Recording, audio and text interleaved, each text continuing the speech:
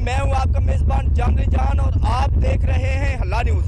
नाजरीन, मैं अपने चैनल पे वक्तन फ़वक्तन आपको सैलाब ज़दगान के हवाले से खबरें जो हैं वो अपडेट कर रहा हूं। बिल्कुल उसी तरह मैं फिर मौजूद हूँ दरिया रावी के किनारे पर। आप मेरे पीछे देख सकते हैं कि पानी की सतह जो है वो बुलंद हो रही है और पानी की सतह बुलंद होने की वजह से आप देखें कि दरिया रावी में एक बहुत बड़ा शिगाफ पड़ चुका है, जिससे सैकड़ों एकड़ फसल जो है वो तबाह हो रही है और पानी बढ़ता हुआ जो है वो दुल्लू मुल्तानी गांव की तरफ जा रहा है।